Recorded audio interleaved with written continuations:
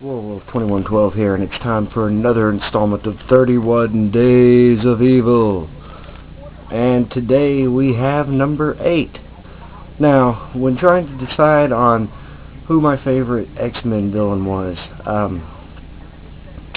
it's really a bit of a challenge. You've got a lot of great villains in the X-Men universe, and of course, the most prominent one that most people think of is Magneto. And, I love Magneto. I love his character.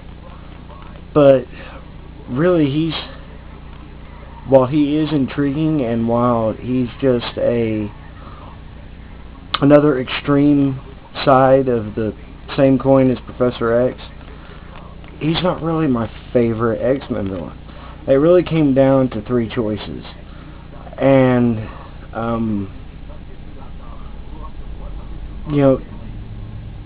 really, a couple of them got knocked off real quick. Well, one of them got knocked off real quick, Mystique, and then there was Mr. Sinister.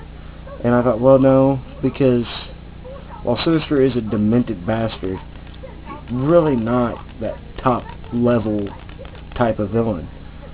So then came the choice, my choice here, who is number 8 on the list, and that is N'Sovah himself, Apocalypse. Yeah, this guy is my all-time favorite X-Men villain, and a fitting spot at number 8. This is a guy who believes in survival of the fittest. This isn't about whether the mutant race survives like Magneto, and it's not about gene manipulation and trying to create the perfect mutant like Sinister. This is a guy who just believes that only the strong should survive.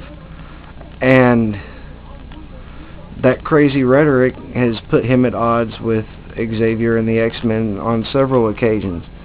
And while you could debate the levels of success of this guy, you gotta keep in mind that while technically his greatest adversary, Cable, wouldn't exist without his interference, this is the guy who kidnapped that baby and infected him with the techno-organic virus. This is the guy who limited Cable's full telepathic and telekinetic potential. And if you want to see how ruthless Apocalypse really can be, then look no further than the Age of Apocalypse, where he actually takes over America. His throne room is literally built on the bones and blood of the people that he slaughtered. He authorizes for other mutants to be melted down into soup, genetic soup, so that they can become infinites or engineered into other more superior mutants. This is the ultimate in evil. This is a guy who, there is no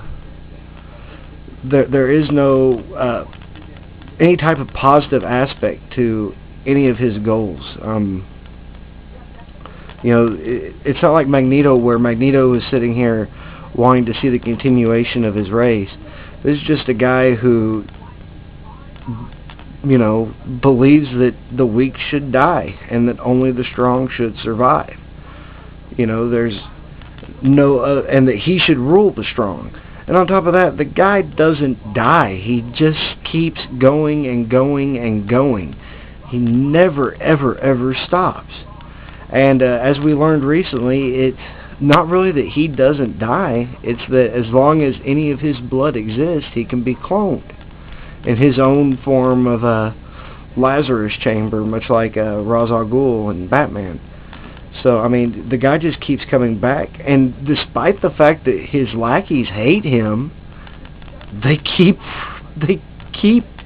bringing him back. Ozymandias cannot stand Apocalypse, but he is so used to being Apocalypse's slave that he brings the guy back over and over and over again. And he's also one of the ones who has,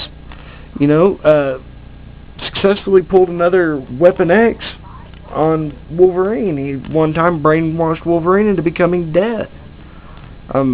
He's done it with Gambit. I mean, that seems to be his favorite spot to get horsemen, is the X-Men. Caliban, Gambit, Sunfire, Polaris, Wolverine, Archangel. All of them were X-Men, and all of them have been horsemen. And with the exception of Caliban and Sunfire, usually that horseman ends up being Death. And I think even Caliban's been Death once. So, I mean, whenever it comes to filling the spot of Death in the Horseman, you know, he goes to the X-Men for it. And he really is. I mean, he's a twisted guy, real powerful, and just a never-ending threat. You know, I mean, granted, it's not all his mutant power, because he did find a celestial ship, and all this armor that you see now is all based on celestial technology that he found in that ancient ship. So, I mean, whenever you combine his mutant abilities and the fact that he's an external with the fact that, you know, he is